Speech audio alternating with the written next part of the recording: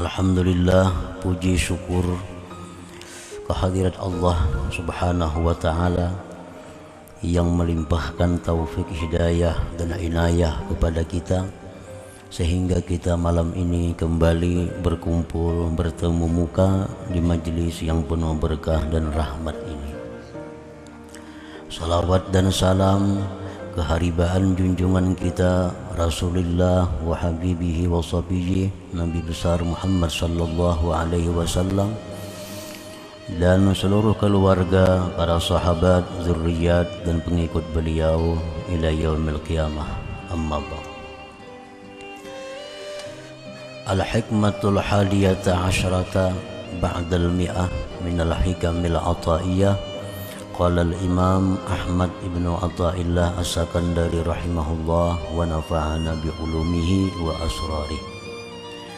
Hikmah yang ke-111 dari Al-Hikamil Athaiyah, berkata Imam Ahmad bin Athaillah as-Sakandari rahimahullah, al-ghafilu idza asbaha nazara madza yaf'al wal akilu yanzuru maza yaf'alullahu bihi.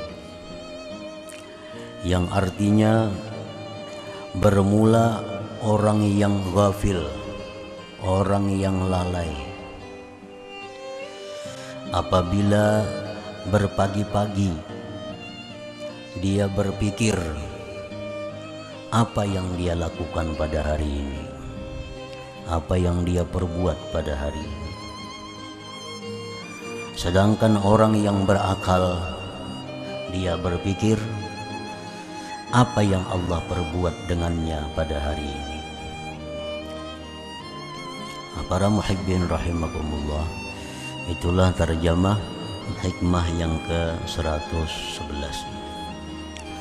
Al-ghafil itu adalah huwal jahil billah.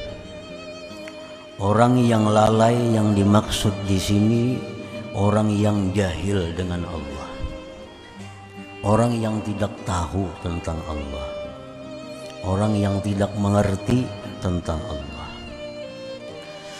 Nah, orang yang jahil ini idza asbaha nazara madza yaf'alu binafsi.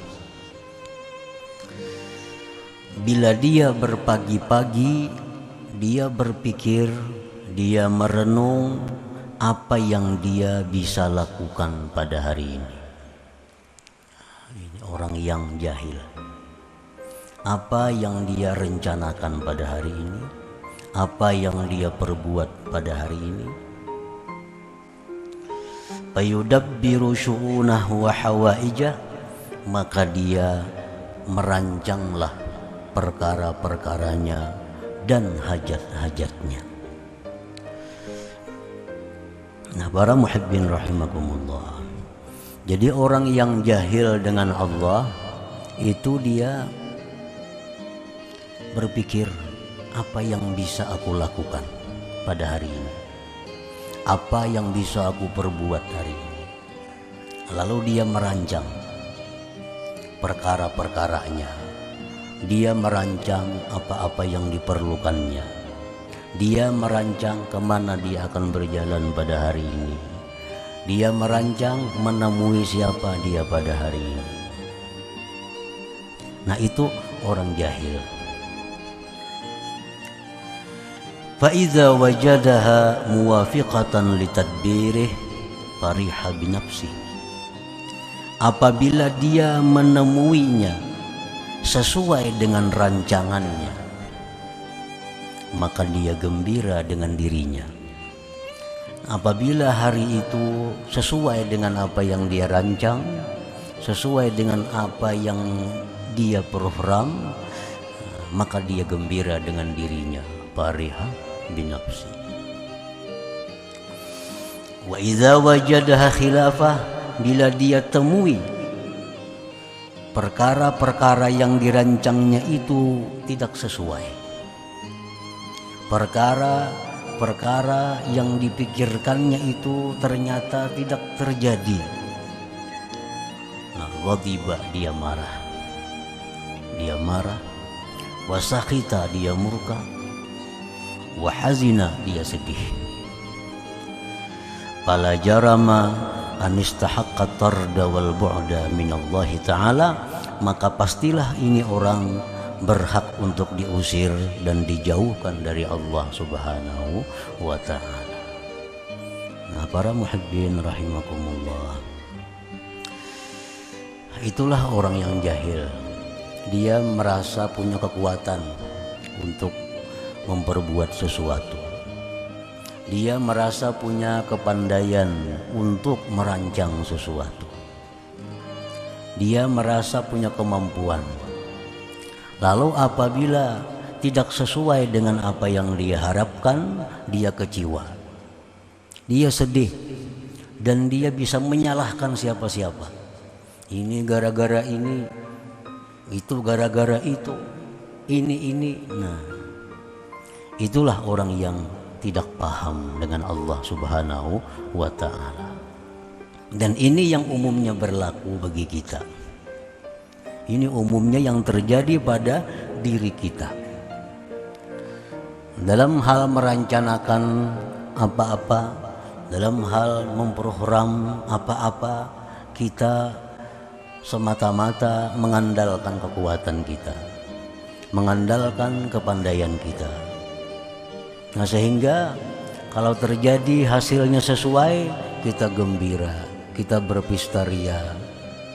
Nah, kalau hasilnya tidak sesuai, sedih, kecewa, stres dan lain-lainnya. Nah, ini kebanyakan di antara kita karena kita belum paham, kita belum tahu, mengerti tentang Allah Subhanahu wa ta'ala. Nah, bila demikian halnya, kita diusir, kita dijauhkan dari hadrat Allah. Itulah penyebabnya kita malas beribadah. Itulah akibatnya kita tidak bisa hadir hati dalam berzikir. Itulah sebabnya kita tidak bisa khusyuk dalam sembahyang. Itulah sebabnya kita tidak bisa menghayati makna-makna Al-Quran. Sebabnya itu karena kita sudah dijauhkan dari Allah Subhanahu wa ta'ala. Para muhibbin rahimakumullah. Wa ammal aqil huwal arif billah. Adapun orang yang berakal. Arti berakal di sini orang yang mengenali Allah. Idza asbaha yanzuru madza yaf'alullah bih. Bila berpagi-pagi dia merenung, dia berpikir apa-apa yang akan diperbuat Allah dengannya pada hari ini. Nah, ini orang yang ma'rifat dengan Allah. Dia berpikir apa yang akan diperbuat Allah pada diriku ini. Sebaliknya tadi orang jahil, apa yang aku lakukan hari ini. Nah, orang yang ma'rifat, apa yang akan dilakukan Allah padaku hari ini. Fa idza sadafa minallahi niqmatan sabara wa radiya wa hassana dhanna bih. Apabila orang yang ma'rifat ini menjumpai dari Allah nikmatan, nikmah, sesuatu yang tidak sesuai dengan seleranya, sesuatu yang tidak sesuai dengan keinginannya, atau bala, musibah, bencana, dia sabar, dia ridha, dan dia berbaik sangka kepada Allah Subhanahu wa ta'ala. Wa idza sadafa minallah ni'matan, apabila dia membetuli dari Allah akan nikmat, syakara, dia bersyukur kepada Allah Subhanahu wa ta'ala. Oleh karena itu mereka ini muqarrabun, mereka ini didekatkan kepada Allah Subhanahu wa ta'ala. Nah, para muhibbin rahimakumullah. Jadi orang yang ma'rifat ini, dia mulai pagi sudah berpikir apa yang akan diperbuat Allah padaku, apa yang akan dilakukan Allah padaku hari ini. Nah, sehingga bila dia menemui hal-hal yang tidak menyenangkan, dia sabar, dia ridha, dan dia berbaik sangka kepada Allah. Artinya dia meyakini bahwa ini ada tujuan baik dari Allah terhadap diriku. Ada maksud baik dari Allah kepadaku. Bila dia diberi Allah nikmat, diberi Allah kesenangan, diberi Allah rezeki yang luas, syakara, dia bersyukur kepada Allah Subhanahu wa ta'ala. Nah, ini kelakuan orang yang ma'rifat dengan Allah Subhanahu wa ta'ala. Para muhibbin rahimakumullah, syukur itu oleh para ulama dijelaskan al-qaulu, mengata alhamdulillah, wal i'tiraf bi annaha minallah, mengakui bahwa nikmat itu daripada Allah, wasarfuha fi ta'atillah, dan menggunakan nikmat itu di jalan Allah, itu syukur. Artinya orang yang mengerti tentang Allah, bila dia dapat nikmat, dia mengucap alhamdulillah. Dia mengakui bahwa ini datang dari Allah, dan dia akan menggunakannya di jalan taat kepada Allah Subhanahu wa ta'ala. Ini orang yang ma'rifat dengan Allah. Bila dapat nikmat, dia demikian. Nah, lain halnya orang-orang jahil. Kalau dapat nikmat, dia berpuya-puya dengan nikmatnya. Dia gembira dengan nikmat itu, karena ini merupakan hasil kerjanya. Ini hasil jerih payahnya, hasil daripada rancangannya, dapat keuntungan yang besar, dia gembira, lalu dia berpuya-puya dengan nikmat itu. Nah, para muhibbin rahimakumullah, oleh karena itu kita sering melihat, bahkan mungkin diri kita masuk di dalamnya, bahwa kita tidak segan-segan menggunakan uang untuk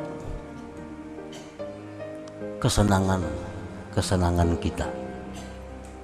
Kita beli pakaian yang mahal, kita beli segala macam yang mahal untuk kesenangan hati kita, untuk kesenangan nafsu syahwat kita.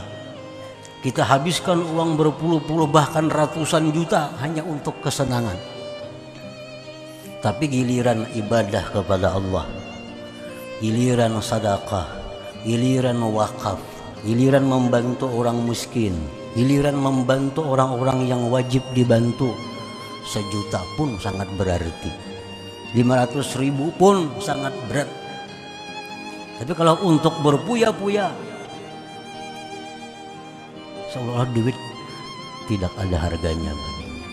Nah, ini perilaku orang-orang yang jahil dengan Allah Subhanahu wa ta'ala.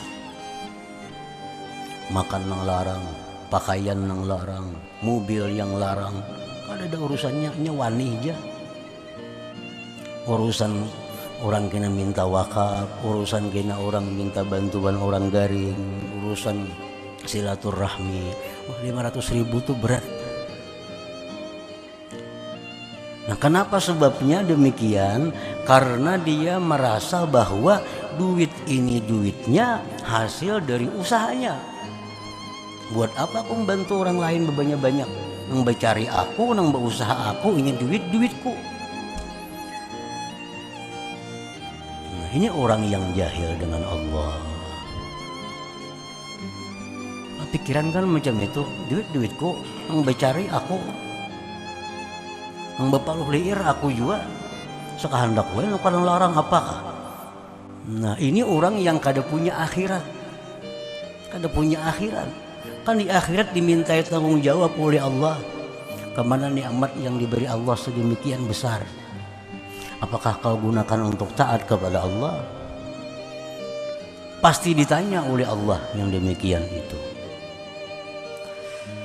Nah, para muhibbin rahimakumullah, Abu Bakar Siddiq radhiyallahu an, Umar bin Khattab radhiyallahu an, sahabat-sahabat lain radhiyallahu anhum, mereka contoh bahwa mereka sangat sederhana dalam hidup mereka. Tetapi urusan mengeluarkan uang untuk jihad, mereka habis-habisan. Nah ini contoh orang yang ma'rifat dengan Allah Subhanahu wa ta'ala.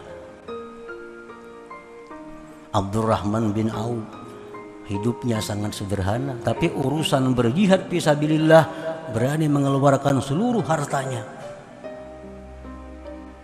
Nah, sebaliknya orang yang jahil dengan Allah, urusan kesenangan duniawi habis-habisan, kada berhitung keluar duit. Urusan kebaikan, urusan taat 4-5 kali menghitung. Nah itu dampak pengaruh dari jahil dengan Allah. Merasa duitku nang berusaha aku apa urusannya. Oleh karena itu para ulama al-hukama mengatakan annas fil kasbi maratib, bahwa manusia itu dalam berusaha bermacam-macam. Minhum mayyarar rizqa minal kasbi. Ada sebagian manusia yang menganggap bahwa rezeki itu didapatnya dari usahanya. Ini duitku dapat karena aku berusaha. Ini duitku ulihi karena aku berusaha.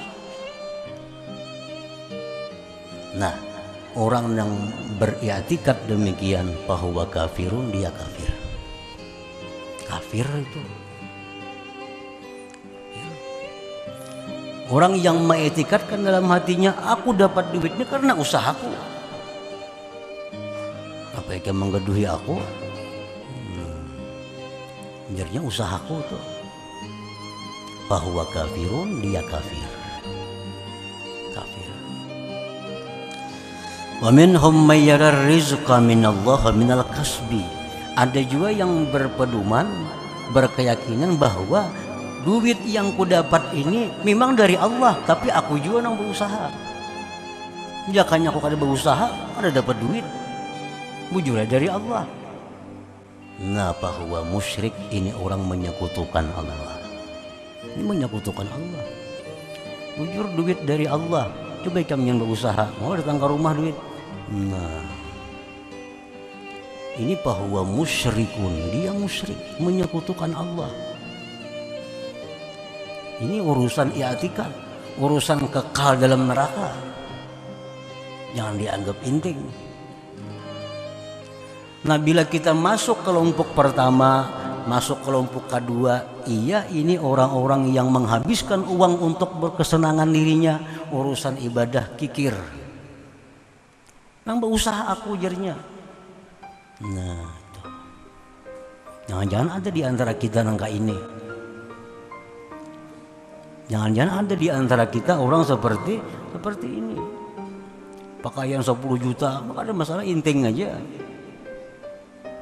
Artinya agama kadang melarang kita berpakaian demikian, tapi urusan kebaikan lebih dari itu. Kebaikan lebih dari itu.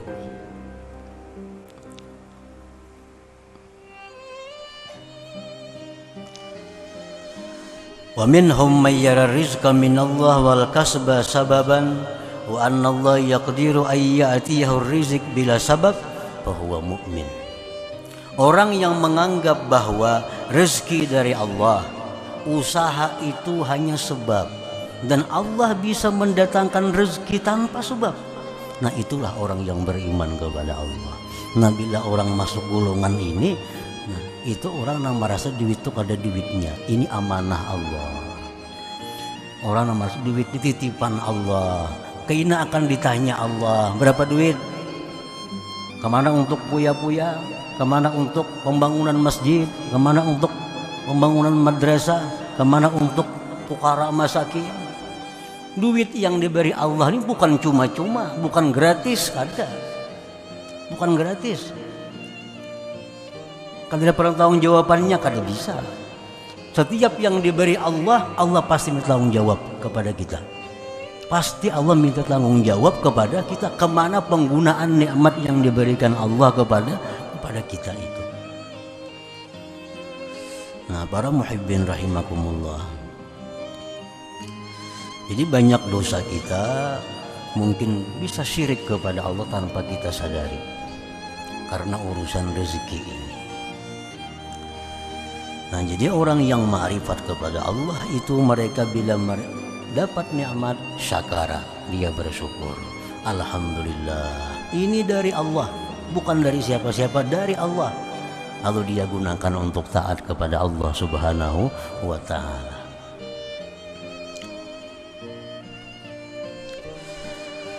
Fa'alaika bil'i'tina bihadzal amr wafham 'anillah fi umurik kulliha, maka lazimilah atas engkau memperhatikan ini perkara. Nah, ini perhatikan. Kada kawa dilihatkan seadanya urusan ini.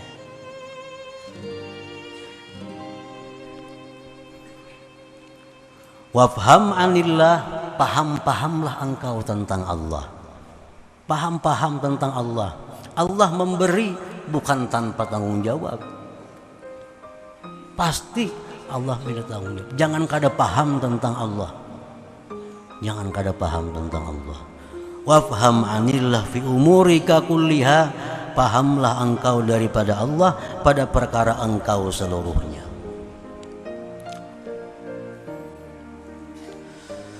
Nah, para muhibbin rahimakumullah, Rasulullah sallallahu alaihi wasallam mengajarkan kepada kita banyak doa.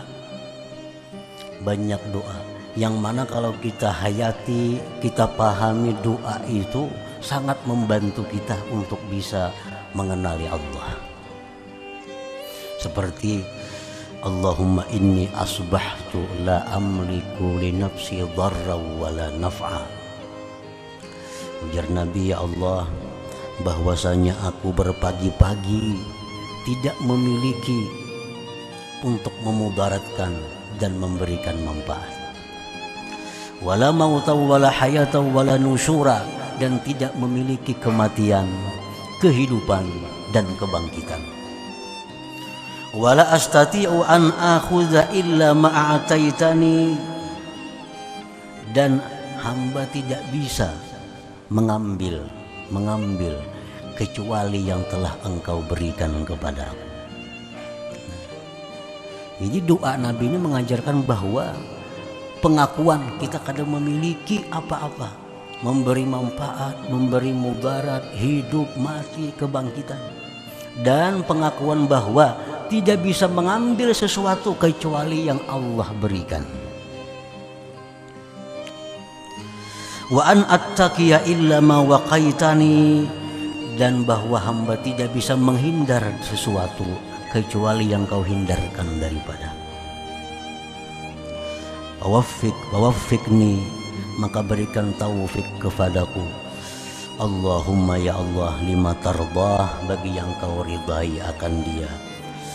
Minni, daripadaku, minal qaul, dari perkataan, wal fi'li, perbuatan, wa fi afiyatin wa sitrin, dan pada keafiatan dan tutupan, innaka ala kulli syai'in qadir. Nah, ini salah satu doa Nabi yang kalau kita baca doa ini tapi kita paham artinya, itu akan menumbuhkan dalam hati kita bahwa kita tidak mempunyai apa-apa. Nah, kalau kita sudah meyakini bahwa tidak mempunyai apa-apa, nah kita bisa bahwa merenung apa yang akan diperbuat Allah kepadaku pada hari ini. Bukan lagi berpikir apa yang aku perbuat hari ini. Nah, para muhibbin rahimakumullah. Jadi para ulama menguraikan urusan rancang merancang, urusan rencana merencana, urusan atur mengatur, itu bukan hal yang dilarang. Kita merancang ini bukan dilarang. Kita merencanakan ini, kita mengatur ini, itu tidak dilarang asal disertai dengan 3 hal. Sertai dengan 3 hal. Bila kurang dari 3 hal ini, kita akan salah dan berakhir kerugian. Ayo merancang. Apa yang kita rancang? Hari ini aku hendak kasih ini, kasih itu, kasih ini, kasih ini. Hari ini aku hendak makan itu, makan ini, makan ini. Ayo kada apa-apa. Cuma disertai 3 hal. Pertama, sertakan billah. sertakan billah. Apa arti billah itu? Bahwa aku ini merancang ini dengan Allah. Aku kada punya kekuatan untuk merancang kalau kada dengan Allah. Kawalah kita merancang, bubuncilak mata aja kada kamu, kada Tuhan membuncilakakan apalagi merancang. Nah, aku merancang ini dengan Allah. Dengan Allah. Artinya bihaulihi wa quwwatih, dengan daya dan upaya Allah. Nah, itu pertama. Ayo kita merancang, tapi ingat bahwa kita merancang ini dengan Allah. Yang kedua, minallah. Yang kedua minallah. Bahwa aku ini merancang itu ilham dari Allah. Hendak itu, hendak ini, maatur itu dari Allah. Bukan dari seorang. Itu dari Allah datangnya. Dari Allah. Nah, yang ketiga, wa ilallah, dan kuserahkan sepenuhnya kepada Allah. Nah, serahkan sepenuhnya kepada Allah. Berhasilkah, kadakah, sesuai rencanakah, kadakah, itu urusan kuserahkan kepada Allah. Nah, ayo aja merancang, ayo aja merencana apa-apa, ayo jangan mengatur apa, tapi jangan lupa 3 hal tadi, bahwa kita bisa merancang ini dengan Allah. Apa yang kita rancang itu ilham dari Allah, dan selanjutnya diserahkan kepada Allah Subhanahu wa ta'ala. Nah, bila diserahkan kepada Allah sesuai rancangan kita, syukur, alhamdulillah ini dari Allah. Kada sesuai dengan rancangan kita, sabara waradiyah wa hasanaz zannabi, sabar, ridha, baik sangka dengan Allah. Nah, jadi silahkan aja kita hendak merancang, silahkan hendak merencana, hendak maulah program-program, silahkan. Tapi ingat 3 hal tadi, 3 perkara tadi. Nah, dengan demikian kita bisa selamat, terhindar, kada masuk dalam golongan orang-orang yang jahil dengan Allah Subhanahu wa ta'ala. Nah, selanjutnya hikmah yang ke-112. Ila hadratin Nabi sallallahu alaihi wasallam al-Fatihah. Iyyaka na'budu wa iyyaka nasta'in ihdinas siratal mustaqim siratal ladzina يا الله بها يا الله بها يا الله بحسن الخاتمة يا الله بها يا الله بها يا الله بحسن الخاتمة يا الله بها الله بها يا الله بحسن الخاتمة